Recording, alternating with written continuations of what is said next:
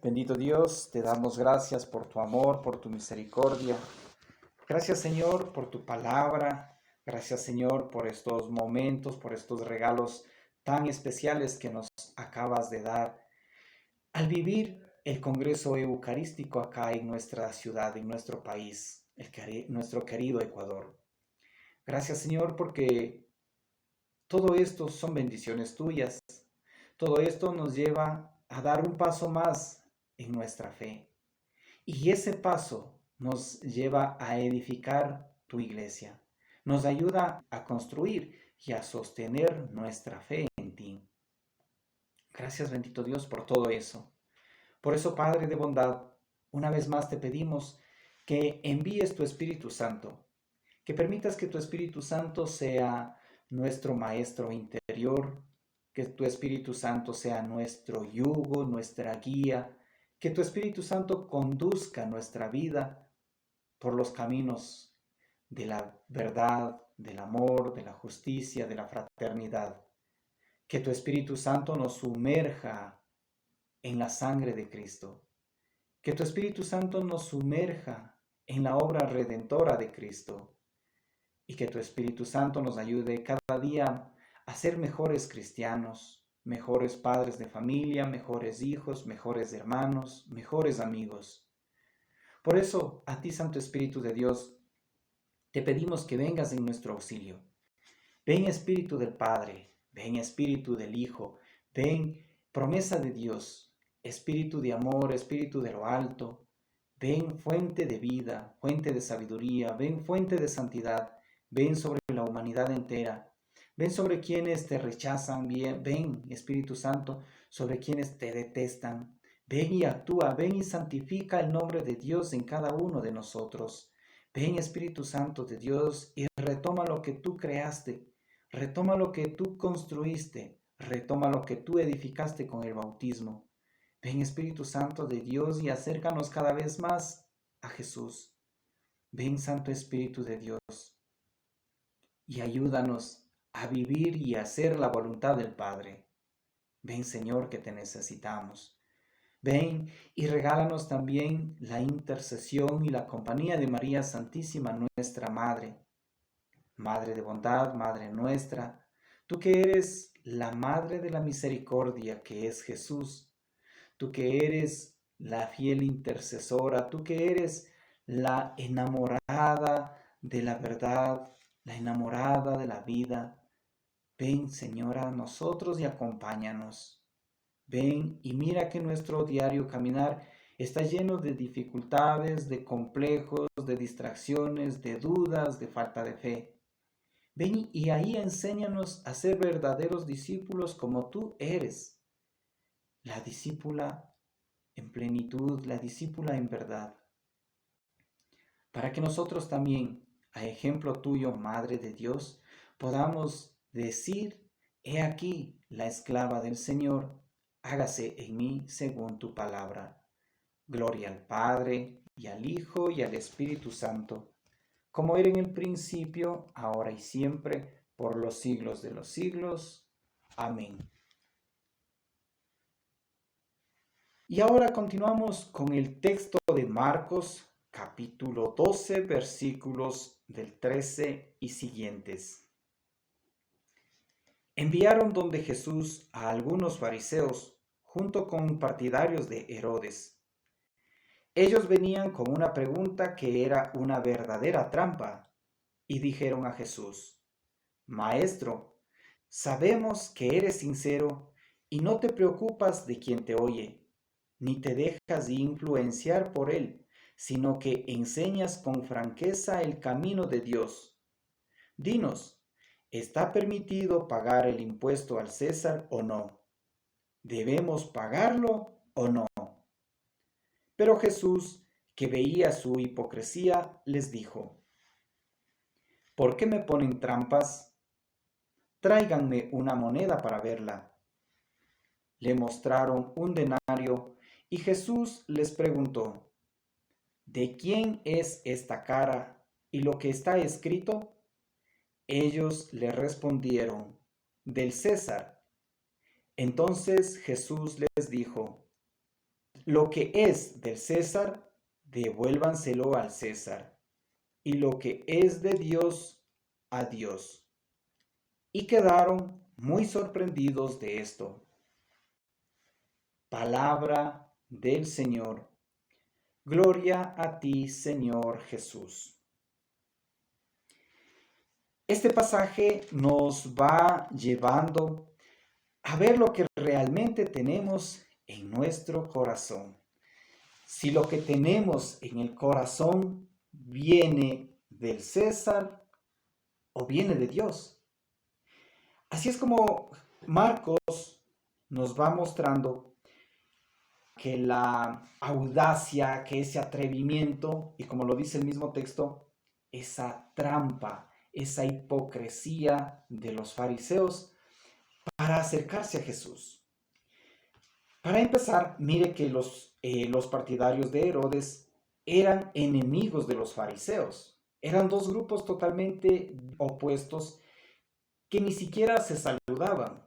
Pero ante la intención de dar muerte a Jesús, ante la intención de ponerle en ridículo a Jesús frente al pueblo judío y frente al emperador romano, se unen estos dos pueblos hasta cierto punto, rompen esos lazos que los distanciaba, hacen un acercamiento, empiezan un diálogo, empiezan una amistad y planean el ver cómo ponerle a Jesús una trampa. Y ahí es donde estos dos pueblos o estos dos grupos se unen, se acercan a Jesús y le dicen, Maestro, escuche lo que dice acá. Mire cómo se acercan de esta manera tentadora, lo digo yo, a Jesús. Se acercan con el ánimo de que a Jesús le fluya el ego.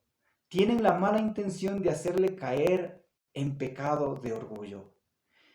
Y no solamente eso, sino que también por otro lado está la intención de que Jesús dé una opinión contraria al pago de los impuestos y con esto declararlo como subversivo y procurar que el emperador romano acelere la muerte de Jesús. Versículo 14. Dijeron a Jesús, acá viene la trampa, le dicen, Maestro, sabemos que eres sincero y no te preocupas de quien te oye, ni te dejas influenciar por él, es decir, no te dejas influenciar por el que te escucha, sino que enseñas con franqueza el camino de Dios. Mire, cualquiera diría qué bonita oración, qué bonito elogio que le hacen a Jesús. Y de seguro estas palabras a más de uno lo levantaría o lo despertaría el orgullo que uno lleva dentro. Estas palabras que penetran en el ego del hombre, a uno, a mí en lo personal, es capaz de hacerme creer más que los demás. Es capaz de empezar a despertar esa vanagloria que tiene el hombre, esa vanagloria que le caracteriza al hombre. Entiéndase que cuando hablamos de vanagloria, quiere decir el ego, el orgullo y el deseo del bienestar por uno mismo. Preferir los halagos a mí antes que dar gloria a Dios. Este ejemplo que nos pone Marcos, cuando los fariseos y los herodianos se acercan a Jesús, tiene mucho que ver con cada uno de nosotros. Una manera hipócrita de acercarse a Jesús. Mire cómo le dicen, no te dejas influenciar por él, no te dejas influenciar por el que te escucha, sino que enseñas con franqueza el camino. Una vez de que le hacen un elogio falso, una vez de que le hacen una alabanza falsa, ahora sí viene ese gancho, viene más que ese gancho viene esa espina en que le dicen a Jesús, ¿está permitido pagar el impuesto al César o no? Y le vuelven a insistir, ¿debemos pagarlo o no? A más de uno. Yo estoy seguro y en mí estoy consciente, nosotros también cuando nos dirigimos a Jesús, lo hacemos en ocasiones con una mala intención, con una intención personal, con una intención mezquina, con una intención que encierra el bienestar económico propio. A muchos de nosotros seguro nos ha pasado esto, que cuando atravesamos una crisis económica, cuando atravesamos una crisis de salud, cuando atravesamos una crisis familiar, sea esta o una infidelidad, o un hijo o un familiar cercano sumergidos en vicios, uno también eleva una oración a Dios y le hace el más alto elogio, pero con la intención únicamente de que satisfaga mis deseos, en el sentido de que, Señor, si restauras mi matrimonio, te prometo acercarme o te voy a pagar una Eucaristía o te voy a ofrecer una determinada ofrenda. Si tú, Señor, arreglas mi situación económica, te voy a construir un lugar donde pueda acoger a los más necesitados y los pueda alimentar. Yo recuerdo que cuando tenía por ahí entre unos 20, 28 años, yo le pedía a Dios y le decía, Señor, si tú me haces ganar la lotería, voy a construir una casa donde se pueda ayudar, donde se pueda recibir, donde se pueda hospedar a los indigentes. Y al leer esta perícopa de Marcos, yo recordaba lo que le pedía a Dios, ganarme la lotería, ganarme el premio mayor de la lotería para poder ayudar a los más necesitados. Qué amor, qué oración tan hipócrita la mía. No sé si a usted le ha pasado eso. Pero en ocasiones también le he dicho, Señor, si me sanas de esta enfermedad, te prometo cambiar de vida. Prometo dejar el alcohol, prometo dejar los vicios, prometo acercarme a ti. Hasta cierto punto, pareciera bueno, como que sí tengo el ánimo de convertirme, pero en el corazón, en mi corazón, muchas veces únicamente estaba el pasar de ese momento difícil y no había el mínimo interés de cambio.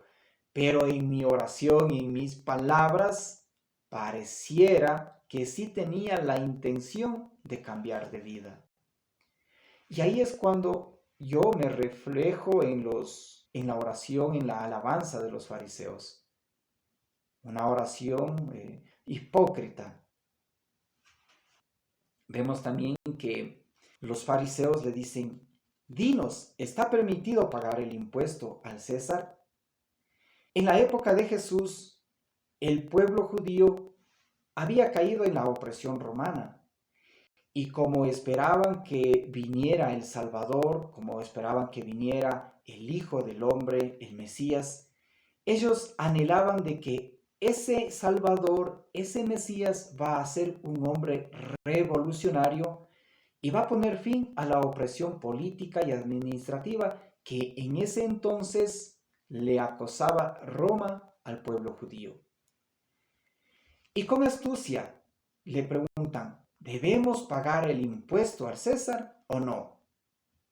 Si Jesús decía que sí debemos pagar el impuesto, los fariseos hubiesen dicho al pueblo judío, ya ven, este que se dice ser hijo de Dios, este que dice hablar con franqueza, este que dice anunciar el reino de Dios con sinceridad, ahora se ha puesto en contra del pueblo judío, en contra del pueblo de Dios, al aprobar que estamos obligados a pagar impuestos al César. Por otro lado, si Jesús decía, no está permitido pagar impuesto al César porque no somos hijos del César, sino hijos de Dios, los fariseos hubiesen corrido donde César y le hubiesen dicho, ¿sabe qué, César? Hay un hombre que se llama Jesús y que está levantando su versión al pueblo judío. Es más, ha recomendado que no se pague impuesto al único rey que tenemos. Y ese rey eres tú, César. Seguro que le iban con ese cuento. Y por lo tanto, Jesús, al presentarse como el revolucionario y como el opositor de las decisiones del Imperio Romano, era reo de muerte. Entonces mire cómo viene la mala intención de los fariseos y de los herodianos o de los partidarios de Herodes cuando se acercan a Jesús y le preguntan, ¿está permitido pagar el impuesto? A mí me llama mucho la atención cuando vemos esta actuación de los fariseos y de los herodianos. Hay mucha hipocresía. Estas actitudes de los fariseos son muy semejantes a las nuestras, en la que uno también se acerca al prójimo por interés o establece una amistad con una determinada persona con hipocresía. Justamente dentro de los temas del Congreso Eucarístico, el tema central, el tema principal, ha sido la fraternidad. Y desde ahí nosotros podemos ser conscientes que en nuestras relaciones sociales somos hipócritas, que en nuestras oraciones, en nuestra relación con Dios, es pura hipocresía, es puro interés. Qué bueno sería que nos acercáramos a Jesús como los apóstoles, especialmente como Pedro, Santiago y Juan, que siempre están al lado de Jesús, no por interés, sino por amor. Qué bueno sería que nosotros también nos acercáramos a Jesús con una alabanza sincera, con palabras que realmente nazcan del corazón, pero sobre todo con palabras que realmente sean parte de nuestro testimonio, de nuestra vida diaria. Porque a veces fácil es orar y decir, Señor, tú eres santo, pero yo en lo personal, yo no vivo esa santidad. Qué fácil es decir en el Padre Nuestro, santificado sea tu nombre. Y cuando viene Dios por medio de su Espíritu Santo a tratar de santificar su nombre en mi vida, uno lo rechaza, uno resiste. Recordemos que desde el Antiguo Testamento nos muestra que no es el hombre el que santifica el nombre de Dios, sino que es Dios el que santifica su propio nombre. ¿Y de qué manera lo hace? Cuando convierte a un pecador. Sí, cuando el pecador se deja transformar por el Señor, ahí estamos santificando el nombre de Dios. Y es más, es el mismo Dios en persona quien viene a santificar, a dar gloria a su nombre. Porque no está bien que el ser humano deambule por dentro del templo y por los parques y plazas y calles, haciéndose llamar cristiano católico, pero no vive como católico, pero no acoge a los mandamientos y enseñanzas de Jesús, pero se resiste a participar de la vida sacramental, una vida sacramental activa. Hay mucho que nos cuestiona este texto y hay mucho para corregir en nuestra vida. Hay mucho para examinar nuestra vida. ¿Será que nuestra relación con Dios es realmente por amor o tiene ese grado de hipocresía con el único afán, con el único interés de conseguir de Dios mi bienestar personal y material, mi bienestar económico? A veces uno le dice a Dios, hágase en mí según tu voluntad. Hágase la voluntad de Dios, decimos muchas veces. Pero cuando Dios nos quiere transformar, cuando Dios nos quiere sacar del pecado, uno le dice, Señor, ahora no. Espérate unos añitos más. Cuando el Señor pone en nuestro corazón el deseo de acercarnos a los sacramentos de la confesión, de la Eucaristía, del matrimonio, uno le dice, ahorita Señor no tengo tiempo, pero te prometo que voy mañana, te prometo que me confieso mañana. O te prometo que mi matrimonio civil lo llevo al sacramento del matrimonio el próximo año. Ahí me da la impresión de que se porta como los fariseos, que nos acercamos a Dios con palabras bonitas y de manos abiertas incluso, pero con un corazón aferrado a lo material, aferrado a lo mundano. Continuamos con el texto de Marcos. Estamos revisando Marcos capítulo 12, la perícopa que abarca desde el versículo 13 hasta el versículo 17. Y decíamos que los fariseos y los herodianos se acercan a Jesús con una trampa. Con razón Jesús les dijo a los fariseos ya en el Evangelio de Mateo capítulo 23 versículo 33. Jesús cuando se dirige a los fariseos les va a decir: serpientes, raza de víboras. Y los dice así porque actuaban con astucia, porque actuaban con hipocresía. Decíamos, ¿será que nosotros también nos dirigimos a Dios con astucia cuando elevamos una oración a cambio de que Dios satisfaga nuestras necesidades económicas? ¿Será que nuestra oración no tiene intenciones de incrementar nuestro capital económico? ¿Será que nuestra oración no tiene por intención contradecir la voluntad de Dios? Y decíamos, este texto nos pone a reflexionar. Por eso yo le invito a que le demos gracias a Dios por su infinita misericordia.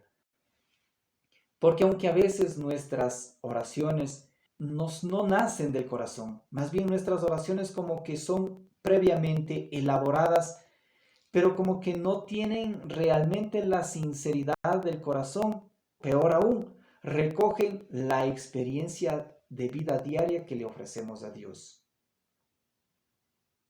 Por eso le animo a que le dé gracias a Dios por su infinita misericordia.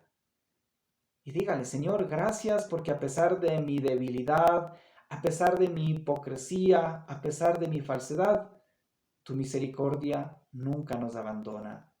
Tú estás como ese Padre amoroso, como ese Padre que hierve en amor por su Hijo. Y así eres tú, Señor. Tú hierves en amor por cada uno de los oyentes. Tú hierves en amor por cada uno de los pecadores empedernidos. Y lo único que deseas es que ese pecador vuelva a ti. Por eso, Señor, extiende tu diestra poderosa y rescátanos a cada uno de nosotros, que muchas veces nos dirigimos a ti con una intención lucrativa, con una intención capitalista. Danos, Señor, la gracia, danos, Señor, ese don de la fraternidad, danos, Señor, el don de la humildad, danos, Señor, el don de la fe, para creerte y para creyéndote vivir a semejanza tuya, y viviendo a semejanza tuya, poder amarte a ti con sinceridad y poder amar al prójimo. Bendito sea, Señor. Gloria a ti, Señor.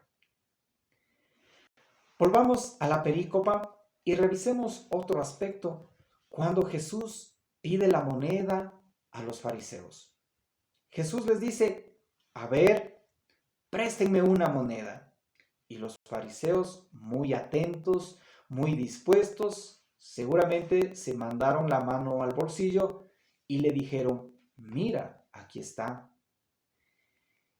Este gesto de Jesús de ver la moneda y de darle una parábola o un ejemplo o una enseñanza a los fariseos y a los herodianos respecto al pago del impuesto al César, no se opone a las decisiones políticas y administrativas del Imperio Romano.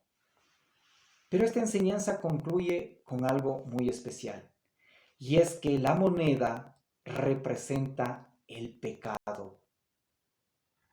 La moneda representa el pecado.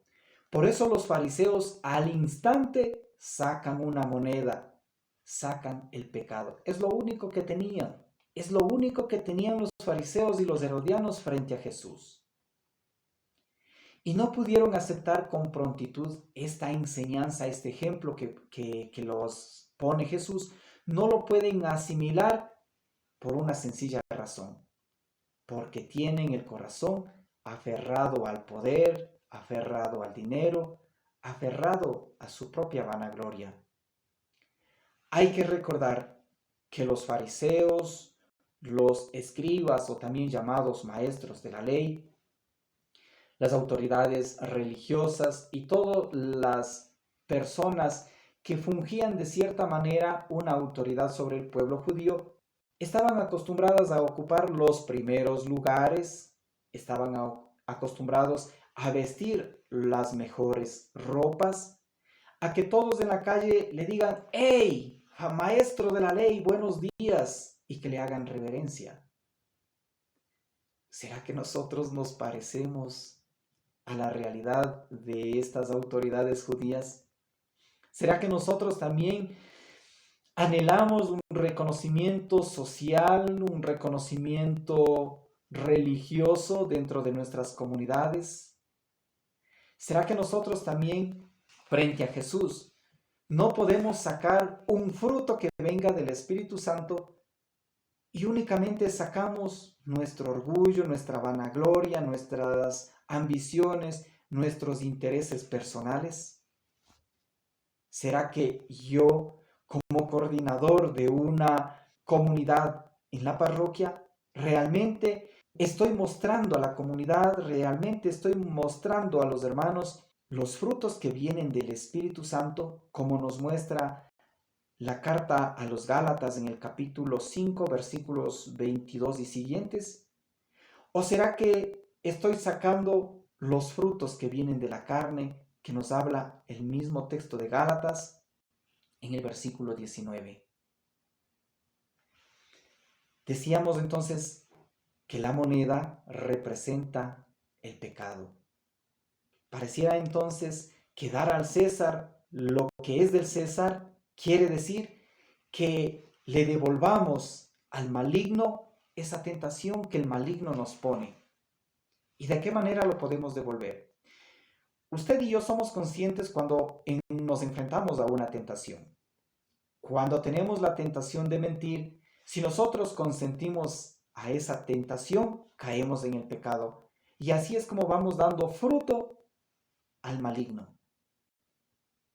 Cuando usted y yo tenemos la intención de ser infieles, de ser agresivos, de ser violentos, de ser ofensivos a la voluntad de Dios, si nosotros consentimos en esos deseos, estamos dando fruto al maligno y nos estamos alejando de Dios.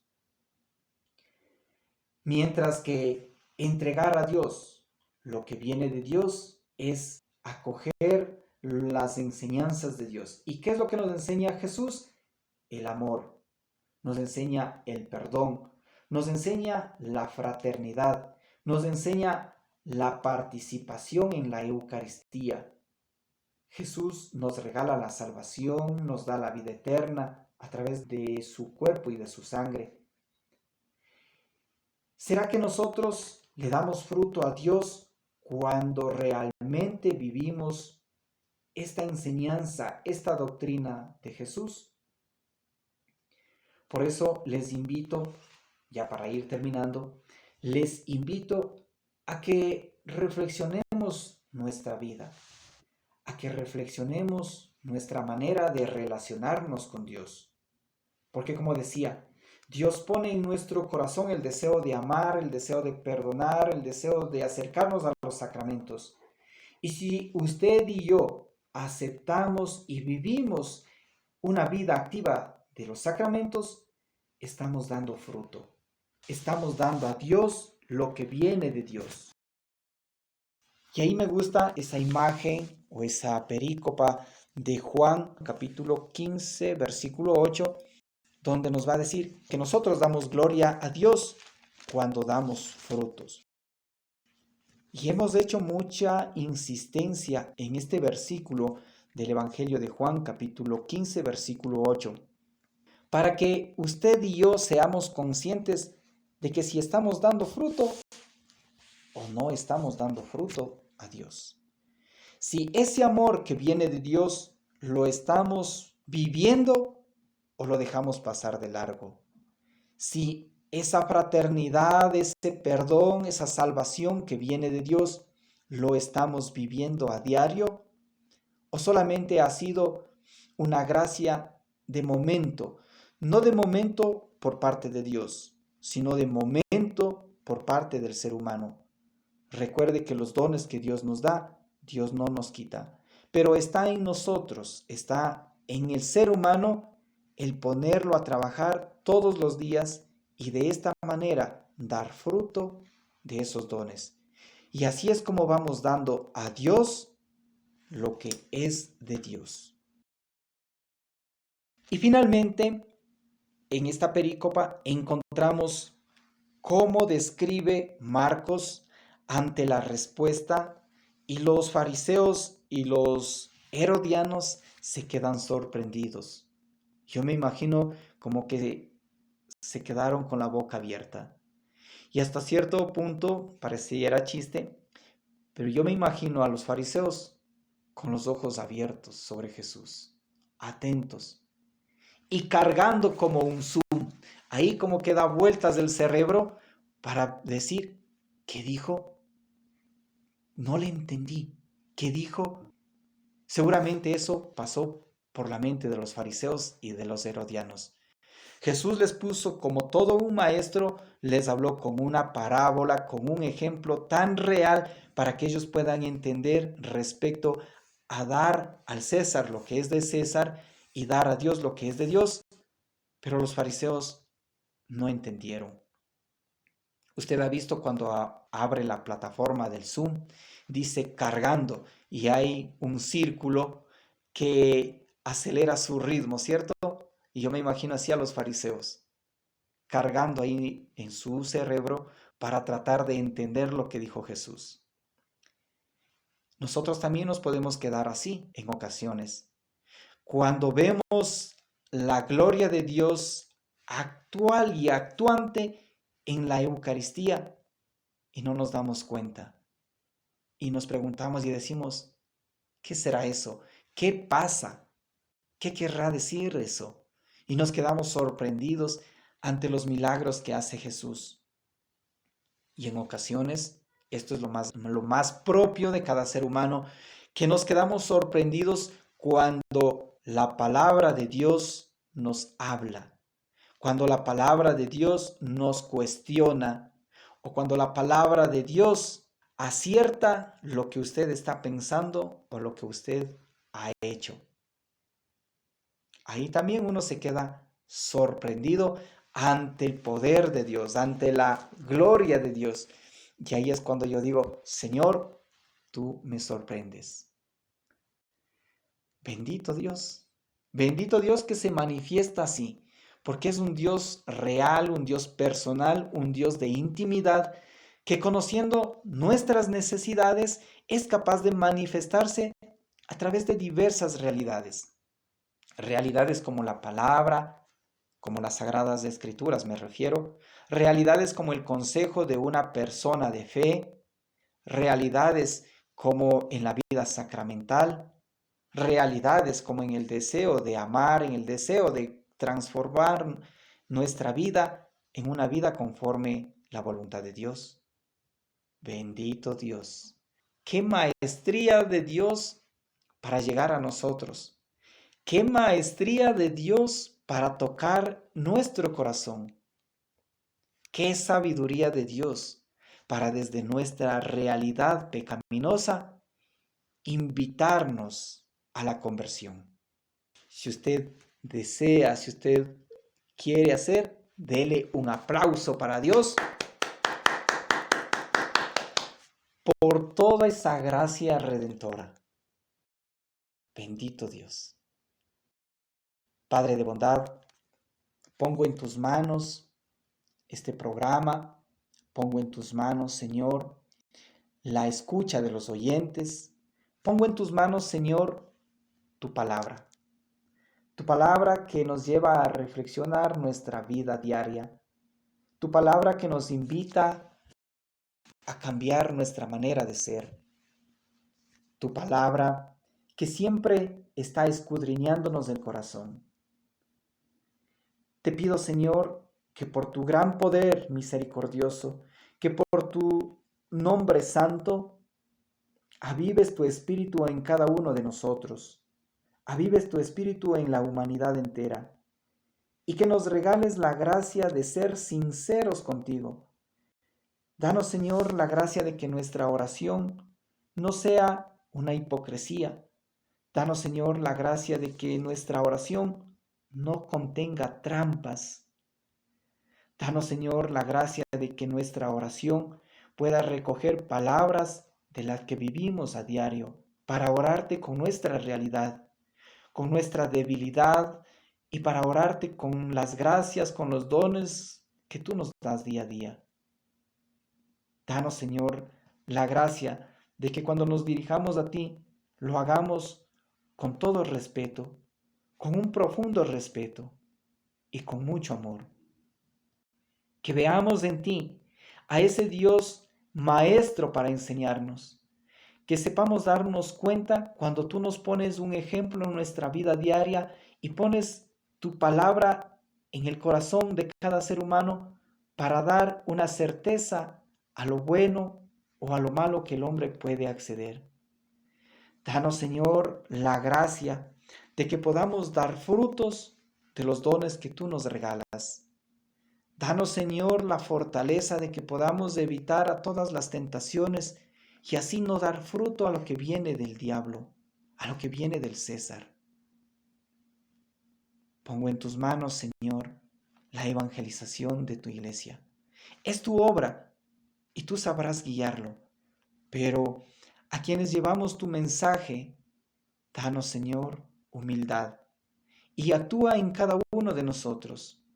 Actúa en los padres de familia. Mira que ellos también hablan de ti a sus hijos. Y mira que el hijo también habla de ti a los padres. Gloria al Padre, y al Hijo, y al Espíritu Santo, como era en el principio, ahora y siempre, por los siglos de los siglos. Amén.